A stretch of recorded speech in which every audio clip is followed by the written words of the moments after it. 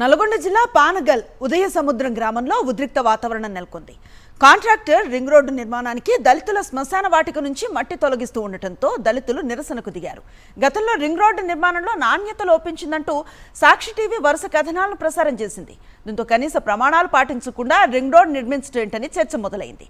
అయితే ఆ కాంట్రాక్టర్ ఎర్రమట్టి స్థానంలో బంక, ఒండ్రు, చవుడు మట్టితో రింగ్ రోడ్డు నిర్మాణాన్ని చేపట్టారు.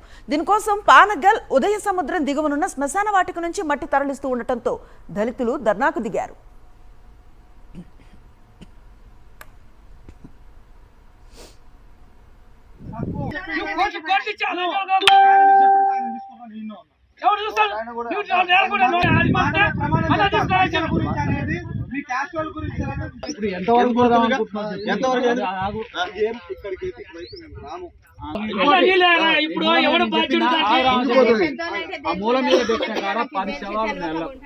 పూర్తి సమాచారం అందిస్తారు మా కరెస్పాండెంట్ అశోక్. అశోక్, దళితుల ప్రధాన ఆరోపణ ఏంటి? దీనికి కాంట్రాక్టర్లు ఏం చెప్తున్నారు?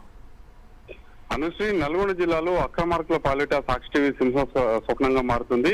అవినీతి చేస్తూ అక్రమాలకు పాల్పడుతున్నటువంటి ఏదైతే ఘటనలపై సాక్షి టీవీ వరుసగా కథనాలు ప్రసారం చేస్తున్నటువంటి నేపథ్యంలోనే సర్వత్రా చర్చనీయాంశంగా మారుతున్నటువంటి పరిస్థితి ఉంది.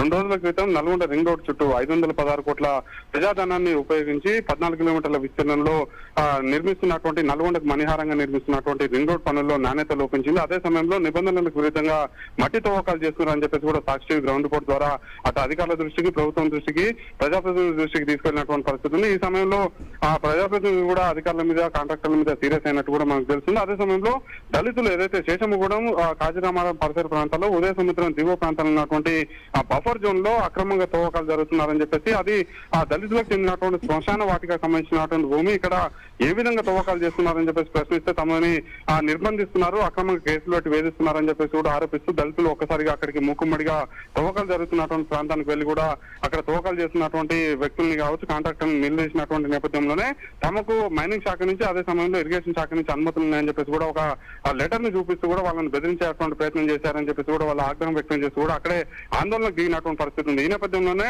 మట్టి తరలిస్తున్నటువంటి టిప్పర్లను అడ్డుకోవడం, అదే సమయంలో ఇటాచీలకి అడ్డంగా పడుకొని నిరసన వ్యక్తం చేస్తున్నటువంటి నేపథ్యంలోనే ఆ కాంట్రాక్టర్ అప్రమత్తమైనటువంటి కాంట్రాక్టర్ తాము చిక్కుల్లో చిక్కుంటామని చెప్పేసి కూడా వెంటనే ఆ మట్టి తవ్వకాలని ఆపివేసి టిప్పర్లను అక్కడి నుంచి తరలించారు. అదే సమయంలో పెద్ద పెద్ద హిటాచీలతో పాటు జేసీబీలను కూడా ప్రస్తుతం అయితే అక్కడి నుంచి తరలించి ఆ మట్టి తవ్వకాలను అయితే నిలిపివేసినట్టు కూడా తెలుస్తుంది. మరోవైపు చూసుకున్నట్లయితే దళితులు ప్రధానంగా ఆరోపణ చేస్తున్నారు, మైనింగ్ శాఖతో పాటు ఇరిగేషన్ శాఖ మీద కూడా ఆరోపణలు చేస్తున్నారు. కేవలం 10 సెంటీమీటర్లు తవ్వకాలు జరగాల్సినటువంటి బఫర్ జోన్ లో 30 ఫీట్ల లోపు మట్టి ఏ విధంగా ఏదైతే తవ్వకాలు చేస్తారో అది దళితులకు చెందినటువంటి శ్మశాన వాటిక. ఎవరైనా చనిపోతే అక్కడ అంత్యక్రియలు జరిపేటువంటి సాంప్రదాయం దాదాపు 30 ఏళ్ల నుంచి కొనసాగుతుంది. అక్కడ తవ్వకాలు జరిగితే ఇప్పుడు ఎవరైనా చనిపోతే అంత్యక్రియలు గౌరవప్రదంగా ఎక్కడ నిర్వహించుకోవాలని చెప్పేసి కూడా వాళ్ళు ప్రశ్నిస్తున్నటువంటి పరిస్థితి ఉంది. Anusri, right, thank you Ashok.